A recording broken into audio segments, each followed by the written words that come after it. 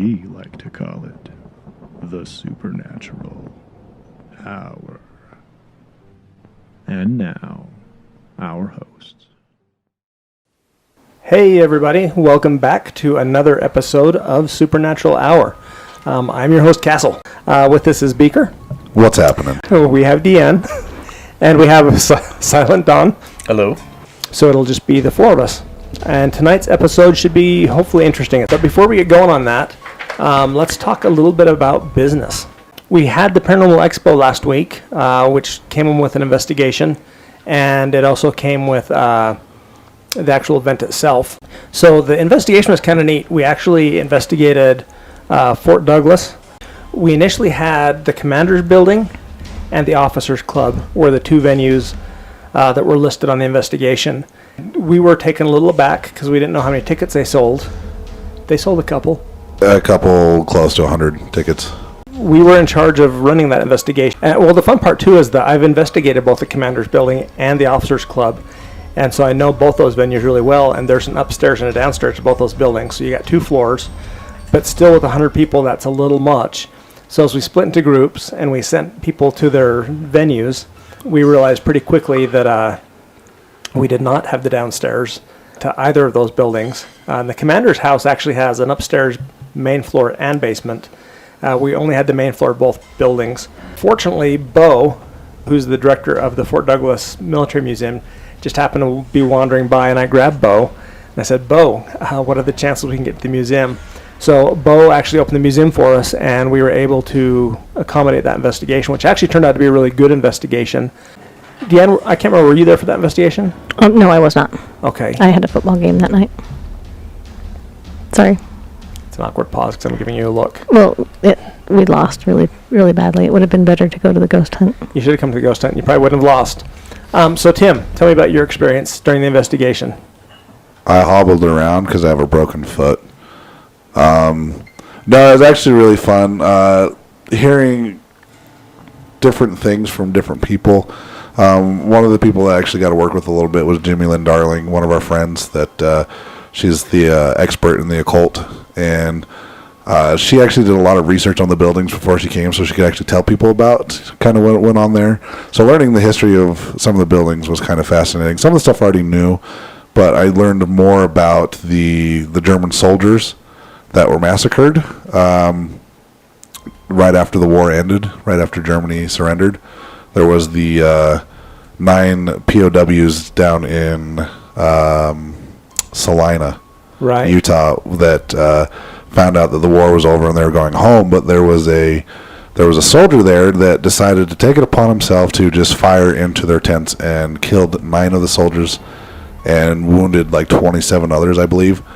And when asked why, he just simply replied with, "I wanted to kill me some Germans," which is fascinating because we actually, I ended up doing a tour of the Fort Douglas Cemetery there, and they showed us where all the 9 Germans were buried.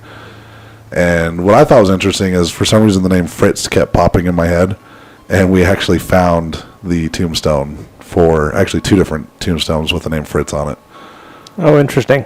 I thought that was pretty cool. That is cool. One thing that was interesting that happened to me is I didn't get to do really any investigating that night just because I was bouncing around making sure groups rotated and that people were where they belonged and finding room to put 100 people, and that was not quite big enough for 100 people with how it had initially been laid out.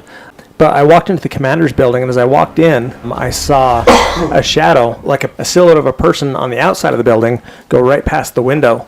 And so I quickly ran over to that window and looked out, and there was nobody anywhere near that window or anywhere who could have made a shadow go across there. Well, and this is right after you and I had done some energy work with one of the ticket holders because she got attacked in a room in that building. And we were talking about that spirit, and that's when we walked back in, and then you saw the shadow. Right, and I walked over, or like I said, I ran over there and looked out, and there was nobody. There was nobody by any street lights or anything that could account for a silhouette of somebody going right past that particular window. So it was a good investigation. It's funny because I hear people sometimes say, well, I don't want to go on public investigations because you never get any activity and there's so many people that you don't get any good evidence, and public investigations suck.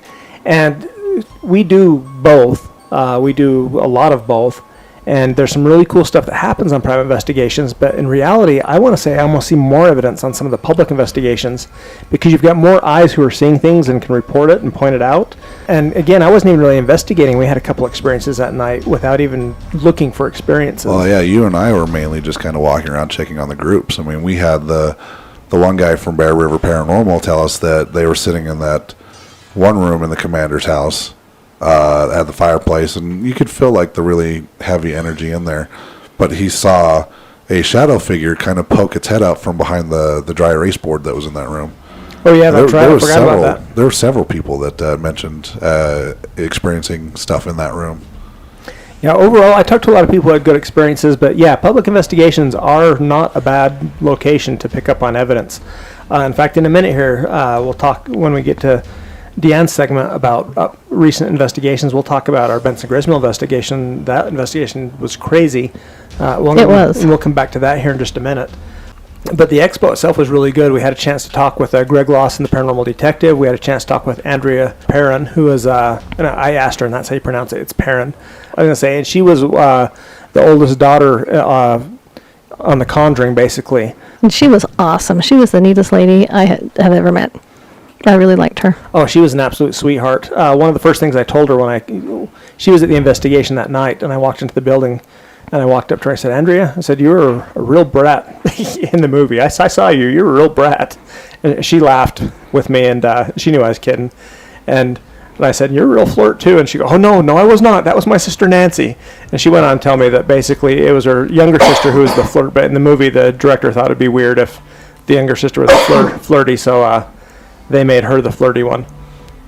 You know, I did get to talk to her a little bit by myself after the Chip Coffee Gallery reading. Did she say that Castle's an asshole? No, she didn't mention good. you. Brandy had actually met her as well, and you could just feel the loving energy radiating off of this woman. You really could. She came and sat down by me, and I wasn't able to do the podcast at the expo, but she came and sat by me, and I said, oh, I really wanted to do to be able to be there, but just with the space and the time, it wasn't really feasible.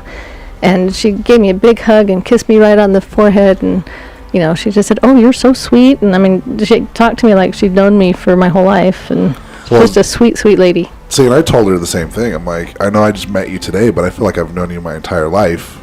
And like just the way she hugged you, like it wasn't just like one of those like kind of like quick like hugs. Like we embraced for like a good 2 minutes at least. Like and it was one of those just like really tight like loving hugs. I mean, she's just an amazing woman. I mean this with all due respect and all the positive connotations to go with this, but it was a total and complete grandma hug. And what I mean by that's like when your grandma comes over and just gives you that really big hug. It doesn't quite let you go, and you can tell that your grandma's sad that she's not going to see you for a week or so till your mom and dad bring you back. It was one of those kind of hugs where, and it just kind of give everybody an idea of how sweet a lady she was. Bo, the director at the Fort Douglas Military Museum, he really wanted to meet her. He'd been over there looking for her, and she'd been busy, and so I started talking to a group of people, and I led Bo over there. And I was able to just kind of put my hand on her shoulder and say, Andrea, did you have a minute for Bo? And she just dropped everything she was doing. And I apologize to the people who I was taking her away from. I said, let me apologize, but let me grab her for just a minute. And she was more than gracious to sign Bo's copy of The Conjuring and talk to him for just a minute before I let her get back to that group. But just the fact that she would take that time to talk to him, somebody who she didn't know, and she was just very, very polite. There was another guest there who I won't mention by name, who was very rude and kind of a complete diva, which I did not really get a chance to talk to very much, and I don't think I'd ever take the opportunity to talk to that guest again if I had the chance. Yeah, so I agree. But one of the things that we did get a chance to do, or you did anyways, because I was doing the gallery reading with Chip, is our friend Jimmy had brought back her little haunted clown Popo, but she also had this item called a Dybbuk Box, which is supposedly contains a Jewish demon. And there was definitely some creepy-ass energy on that thing. I didn't get a chance to actually investigate it. From what I understand, when you guys did investigate it, you had more activity from Popo.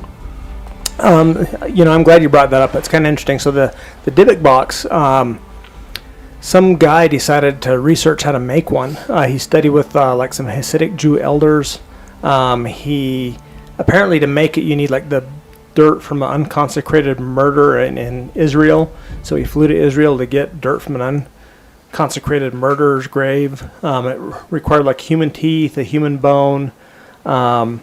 Which just sounds all sorts of nasty. Yeah, it really does. And then it requires the box be covered or sealed with wax, and the wax has to be applied in a certain pattern. And apparently the gentleman who made the box made it and was like, oh crap, and he basically was tinkering with something he shouldn't have been tinkering, which is what we always advise against. Made something he shouldn't have made, and basically asked her if she wanted this box, and she's like, I'm not going to pay money for the box. And so basically he said, no, I just want the box gone. He goes, I want $4.25 to ship it. That's all I want is just the shipping. So she agreed to pay the shipping. She just got the box just prior to the expo.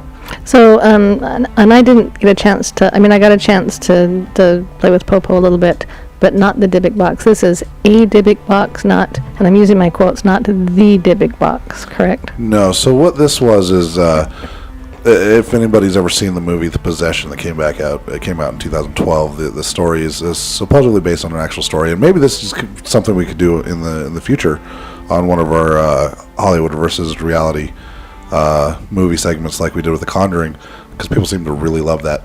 But so the Possession was based on this guy had taken his daughter to a yard sale, and she found this box that she really liked and she wanted to buy it. But the thing was, like, in the movie, the way they show it is it's completely sealed. There's no hinges or anything. It doesn't have the wax on or anything like that. But basically, somehow she gets the box to open. And the whole point of, the demonic entity that's supposed to be attached to a Dybbuk box is it's designed to kill, basically.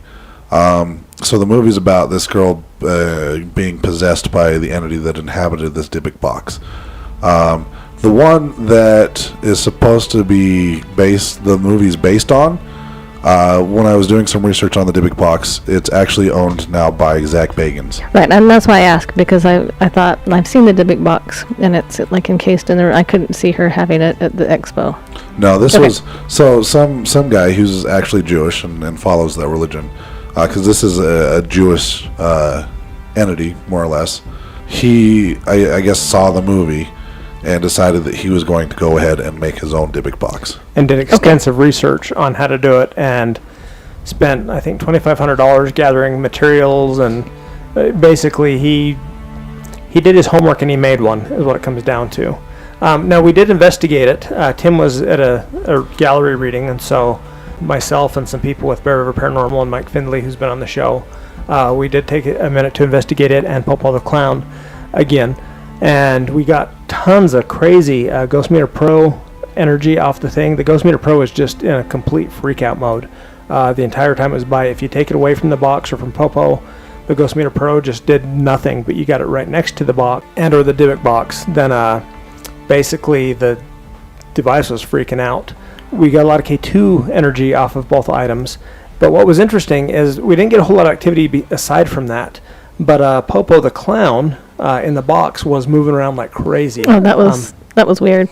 I was holding the box, and it didn't tap, because you said you felt taps, but it felt just like it was like you had a box with like some snakes in it or something, because it was just kind of very slight wiggling, but that you could tell there was definitely something in there. And then I didn't hold it for more than maybe 3 or 4 minutes, but then I just felt dark and yucky. I had to go get Michelle to clear me. Yeah, I say, and I had the taps and the kind of, you could feel it like shifting is probably the best word to use. Yeah. You felt kind of shifting around.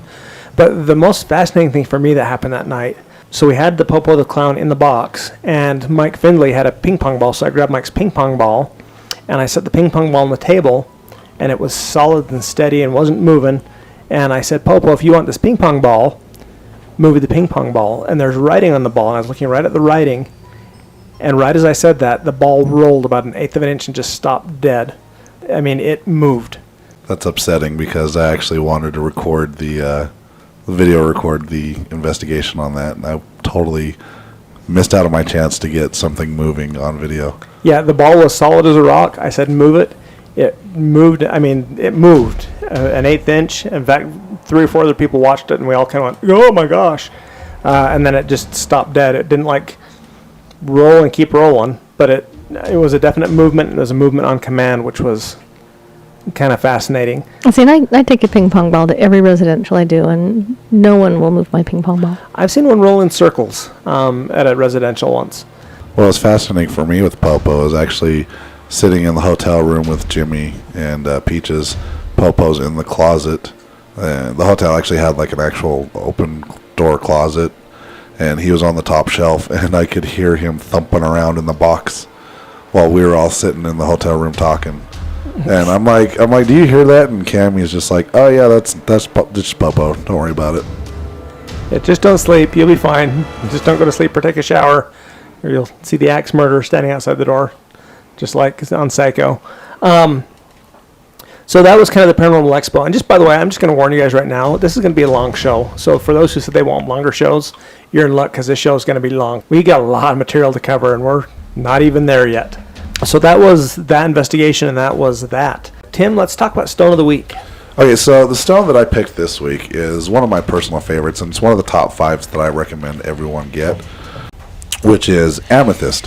One of the reasons why I like it, other than it being purple, because purple is an awesome color, is that it's a very highly protective stone. One of the things that the stone can do is protect against negative energies. It's said to be able to pull in negative energy and actually release it back into the air as positive energy, which is why it's great as a protective stone. Some of the things it can do is it helps enhance psychic abilities and your intuition. So it also assists in meditation and dream work. So it's recommended that if you want to meditate and kind of open up more, and you're also, if you're looking to break free from bad habits and other behaviors that kind of inhibit your lifestyle, it's highly recommended that you meditate with Amethyst, just because it helps clear all that negative stuff. It helps get rid of some stress, and it helps bring peace and tranquility into your mind and to your home as well. So there is our Stone of the Week, Amethyst. And that's one, nice thing with Amethyst, it's not very expensive either, and you can find it everywhere. And there's so many different types of amethyst, too. I honestly have probably like 6 different pieces of amethyst, and they're all different. I've got ametrine, Super 7 amethyst, and Chevron amethyst. They all have different properties because some of those stones are mixed with other stones, but just amethyst itself is the stone this week.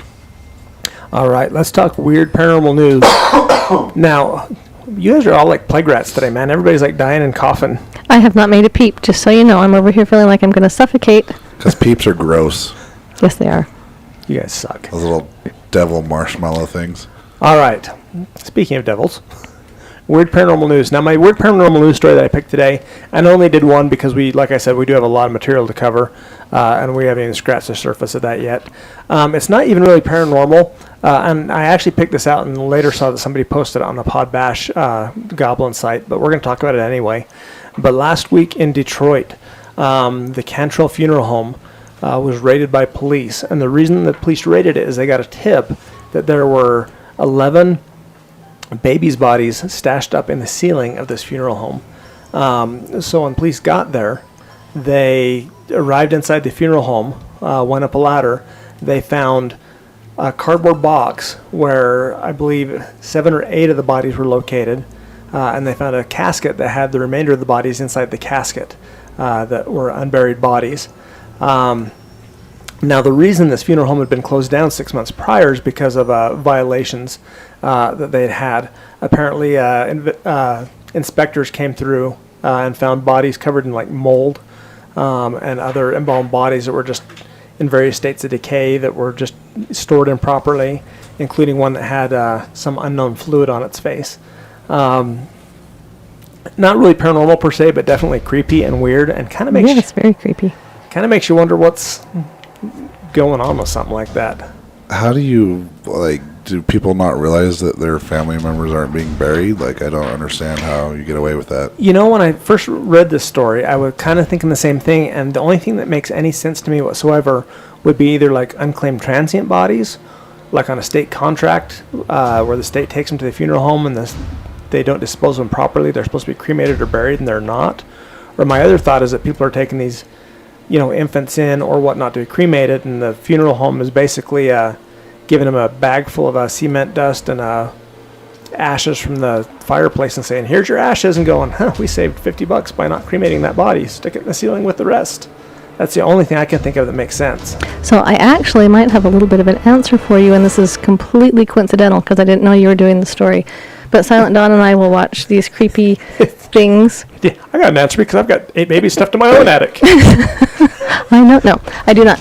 But we watch, like these shows on YouTube, the 10 creepiest things, and one of them was 10 creepiest things in mortuaries. And I don't know if this is the same mortuary or if it's a different one, but there was one of them somewhere where you'd pay the funeral home to embalm or to cremate your baby, and they wouldn't. They would take the money and use it for something else, and they would just stash the baby somewhere, the body somewhere else, and tell the family that they did it. And I don't know what, they gave them fireplace ash, but so I don't know if it's the same one or not, but there's an answer for you. That seems like the most logical reason to me. Like I said, not really paranormal per se, but creepy. And in all honesty, this show for the most part is going to be a creepy show. Less paranormal, more creepy on this particular episode. But it's October. We can talk about creepy stuff. You're welcome. Like my little raven on my microphone. Has it lost its head yet? No, it's still I can there. fix that. No, it's. I think it's missing a leg, but We can make it lose its head. It'll be like that bird that we found in the one building that I got attacked in. Let's talk recent investigations. We talked about the recent Paranormal Expo investigation. Deanne, what have you got for us as far as recent investigations go? So since we talked last, we've had 2 investigations. One was just the typical residential where someone called. They had some issues with lights turning off and on. They shadow play. They had one of the bedrooms upstairs. Everyone in the house just said was really creepy, and enough that they decided to call us. And we actually investigated. It was either her mother or her aunt's home, or maybe her mother and her aunt. We went, we did some EVP work. We got, I don't know if we got EVPs, haven't listened to them yet, but we got several hits on the K2 meter. We were getting consistent answers through the Ghost Pro meter. So we actually called one of the mediums and had them cross them over. And there's one that wanted to stay there. It was a female spirit, and she was attached to the property somehow. And she, just a type 1, she just kind of wanted to be acknowledged, so everyone in the home was happy with her staying as long as she didn't scare them. So there was that one. The other one, we had a reporter from one of the local newspapers call and wanted to go on an investigation with us. I'm just going to out it because the article's out there. So it was the Daily Herald in Utah County. Yes. In fact, it was a front page story. I didn't know it was going to be the front page. That was kind of cool. So anyway, I was a little nervous taking a reporter. I thought this will be the time we take him, and it's going to be a full-on demon, and he's going to get possessed and jump off a cliff or something. I thought that'd be great. Cool. So I thought, I want this one to be a little bit more controlled. So my nail lady, when I go get my nails done, she, always tells me she sees shadow play. When I go in there, I can feel a female spirit that we've named Soraya, and so I knew that there was something there. So we took some investigators over, went to her home, and we actually found 2 spirits. One was the female that I can feel when we go over there, and she was a very kind of a timid older woman. But we found back in her, she has like a cold storage downstairs. Turns out that one of her Chinese ancestors was in there. Just kind of hung out and was a protector. And it was kind of neat because she got really emotional about it. And Mike was there with his dowsing rods, and we were getting really good, dowsing rod activity, and got some very consistent answers. And it was a really fun investigation. Probably one of the more fun ones we've done, even though it was a little bit controlled in a way. And by controlled, I just mean, we know that there was nothing demonic there. And you weren't taking him into just an unknown. Right. I say I'd be more worried about taking a reporter into a house where nothing happened than the whole spinning of the head and spinning pea soup scenario. But we did do Benson Grist Mill a couple days ago. Let's talk about Benson Grist Mill. I'll kind of start out with what I had, and I'll kind of let you guys run with the stuff that you guys had. I know Tim and I had a really cool experience in the barn, but we had a couple investigators show up late, and I was giving them a tour of the property after we had split into groups. And there's a bridge just to the west of the big mill, and it's been reported. I know Chungus talked about it on his show. Anybody who's been there with us has talked about it, that there's a Native American spirit or some kind of spirit there that kind of watches over and guards that bridge and doesn't necessarily like people coming over that bridge without asking permission or being polite. And one of the people I had with me, I know her. She used to investigate with us quite a bit, and I know that she's sensitive. And so I intentionally didn't really warn her what was going on with the bridge. I just said there's usually a Native American spirit that hangs out right here is about all I told her. And we walked over the bridge to the west towards the schoolhouse. And as we got over to the other side of the bridge, I heard pissed. I heard it just that clear right in my ears, and I thought it was the woman who's right behind me, the one who's sensitive. I thought she was feeling the way that Native American spirit feels. And so I turned and said, "What did you say?" She goes, "Oh, I didn't say anything." And the woman behind her, I said, "Well, did you say anything?" She goes, "I didn't say anything." So I had thought it was her saying that she could feel that he was pissed. But I heard it plain as day. I mean, it was crystal clear. For me, I also later that night went into the telegraph office with Elle, and we were in there sitting at the front end, and near the back end of the telegraph office, we could see all kinds of shadow play. In fact, at one point she goes, "Did it just get darker?" And I was watching, and it had. I was just thinking the same thing as she said it. Like it was, we asked whatever was there if it could show itself, and it got darker just in that area, and just for a minute, and it was kind of coming in and out as far as darkness and light in that room. There's the back of the room was white, and it kind of fade out from not white to white again, back to dark, and then Elle just about jumped out of her skin when an orb came right at her. She jumped and went, "Ah!" And I said, "What was that?" And she goes, "I saw an orb. It came right at me. It was really cool." And we ended up seeing a couple more orbs there in the telegraph office.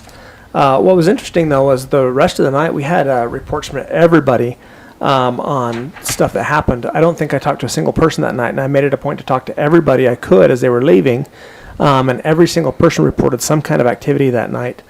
Tim and I were in the barn talking to a spirit, and I thought I could feel it kind of up in the loft ahead of us. And I told Tim, I said, "I think it's right up there." And right as I said that, I saw a shadow above our heads zip against the wall right behind us. And as I said that, Tim kind of paused and goes, "No, it's behind us up above." But I actually saw the shadow go zipping on the wall. Yeah, and I didn't know you had seen the shadow. I felt the energy of the spirit right above us. And after you mentioned that, I'm like, that's interesting. That's really that's kind of cool. Like, I wish I had seen it, because I was just more like focused on trying to feel the energy of the room. I don't remember what you said before I entered the barn, but that thing was not happy with you. Yeah, I really missed Lurch. I was having an I miss Lurch moment, and so I kind of stepped into Lurch's shoes and was asking why that particular Type 3 just hung out in the barn. It was not happy with me. It was not happy. So, Dan, tell me about some of the experiences that you and your groups had. So I had a group of about 10, and not a single one of them had ever been ghost hunting before, which was kind of fun. And I took them to kind of my little favorite places. We got we went to what I like to call the loom room, which is where they've got the loom where they weave stuff on, and I always get a lot of activity in there. So we started in there. We got some good flashlight play, some good, K2 play. But I think for us, for our group in particular, when we went down to the fire pit, one of the guys saw red eyes. Most everybody was hearing, some footsteps, or we heard some audible voices. We couldn't tell what they said, but we heard audible voices. When we got to the barn, which was our last rotation, one of the gals got really sick to her stomach and kind of dizzy, so we had her go kind of to the command center. Me personally, when I got to, when it was all over, most of the people had gone, and it was just, us from Apps and Wisps kind of hanging around, making sure that everybody was out and kind of cleaning up. I went off to the bathroom, and when I was walking back, there was the pavilion that was all lit up, and then beyond the pavilion, there's a little, semicircle of the cabins where the barn is, as you're walking from the bathroom on the right-hand side. And it wasn't, I don't want to say it was a full-body apparition because I didn't see head or arms, but it was a big white mist, kind of people-sized. And it just floated kind of from the one end of the semicircle. And when I say floated, as though it was a person walking. I mean, it was about that speed and about that height. Just kind of walked about halfway to the barn, and then it disappeared. And so I thought that was pretty cool. And I know that, Don, you led a group, and I think you guys had some activity too. Can you talk about the activity your group saw, Don? Yeah, we had people that were mostly experienced. There was one or two that were with some friends that had never done it before, had investigated before, but most of the people in my group were pretty experienced investigators. We had some really good orbs caught on camera. We had one person who took it and then would take a series of 3 or 4 shots in a row, which is the suggested way to do it. And in a couple of them, you could see, like nothing, and then an orb, and then it moved a little bit in the second shot, and then in the 4th shot, it was gone.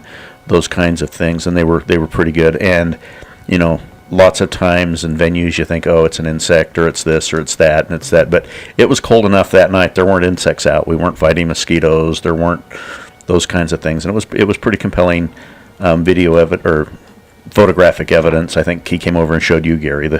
Yeah, I was gonna say I actually saw a video of an orb as well that somebody had captured. Overall, I think it's one of the most active nights we've had at Benson Grist Mill. Like I said, I didn't talk to a single guest that didn't see something. I know that Tim, since he had his broken foot, we just kind of left him in the pavilion, put a small moth-eaten blanket over him, and said, "Tim, don't die of hypothermia." and so I don't know if Tim's eyes pierced the veil as he wavered in and out between life and death. But tell us, did you have any experiences, Tim? Yes, I did get a walk around a little bit with Caden. And I do remember the one gentleman that had on video, he had an EVP of a spirit saying hello, I believe.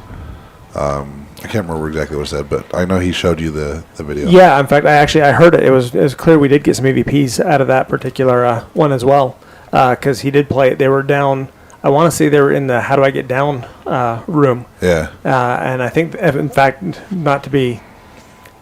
The kid was actually asking, how do I get down there, or something along those lines, or where do I get down, or something. Same thing. And he got a hey or a hi or something like that. Yeah. It was very clear, too. Like, he was just playing it off the speaker on his phone. We didn't even have to get up to a Bluetooth speaker or anything, and you can hear it plain as day. It was high-quality EVP.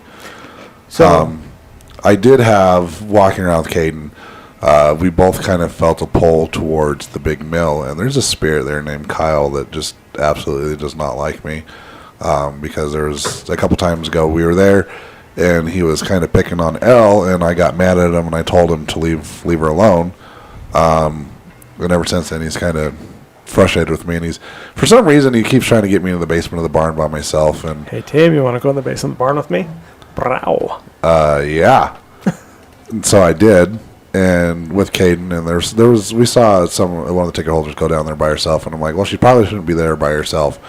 And the spirit's like, haha, I won, you came down. And I'm like, not because of anything you did. But we kind of both felt like a negative entity just like showed up, because there's like this little crawl space. And what I found it interesting is I had showed Caden something that Brandy had taught me, and that's how to manifest like a metaphysical crystal in my hand. So basically, like, because of the abilities that I have and the work I do with crystals, like, I absorb all the energy. Anytime I touch a stone, basically I absorb that stone's energy, and it's just a part of me now. And Peaches can do this as well. But we can basically, if we imagine the stone in our hand, we can actually kind of draw the shape in a clockwise direction, and kind of just manifest that stone in our hands when we need it if we don't actually have the stone with us. So what I had done is, when this negative entity was coming towards us, I had envisioned a piece of obsidian in my hand, and I just kind of traced my hand in a circle, clockwise, and just kind of imagined myself pulling a piece of obsidian out of my hand. And when I did that, Caden just goes, "Holy cow, he didn't like that." And I go, "He didn't like what?" And he's like, "That stone you just pulled out." And I go, "What stone did I pull out?" Because I didn't tell Caden what I was trying to do or anything. And he's like, "That obsidian you're holding in your hand. He doesn't like that." And I thought that was fascinating because, like, I'm still learning how to do that. That's still kind of a new thing for me. And I didn't tell Caden what stone I was trying to manifest, and he was able to tell me exactly what it was. And we both felt the spirit kind of back off as soon as I did that, which to me was kind of fascinating. I know there's probably going to be people out there that don't believe that that's something that can actually happen, but for me, having Caden confirm the stone that I was trying to manifest without me actually telling him what stone I was trying to work with. You know, you actually remind me of another story that one of our guests told me as they were leaving. And they said they were in the mill, and they're on the, I want to say, second floor, and was trying to go upstairs. And as he tried to go upstairs, he was physically stopped. Like he said, it was like walking into a brick wall. He couldn't walk up. He couldn't walk down. He was kind of trapped there for a minute. And he said it was the strangest sensation that he could not move. And he said that he kind of felt like something was stopping him from going upstairs because they didn't want him to go upstairs for whatever reason. And that's when I kind of looked at him when I go, first off, I said, one of you two is, because there's two guys. Two guys. And I said, one of you is very sensitive and you have a lot of experiences before this ever coming here. And the one guy's like, "Yeah, I do all the time." And he's the one that was stopped. And then I go, the spirit that stopped you was trying to protect you. And the response from these two guys was just awesome because they both lit up and they're like, "That's exactly what the spirit told us. That it was trying to protect us." And like, this is the only conversation I had with these two guys. Right, you walked in the middle of our conversation, so yeah, and they were both just awestruck that I'm just like, yeah, the spirit was trying to protect you, and they're like, "Holy cow, that's exactly what we got from our investigation, that it was trying to protect us." Yeah. So really, the takeaway everybody should have from this is the Benson Grist Mill was amazing. I've never had a bad experience at the Benson Grist Mill. No, this one though was particularly notable in how awesome it was. The best way to support us is basically come visit us at the ghost hunts. If you're looking for merchandise or if you want branded stuff, we've got hats, we've got stickers, that stuff to you. That's the best way to support us. Have a good evening. Good night. Peace out, butterflies. You've been listening to the Supernatural Hour at AdvancedParanormal.com. The Supernatural Hour is part of the Radio Ronin Network, found at RadioRonin.com. Copyright by Advanced Paranormal Services.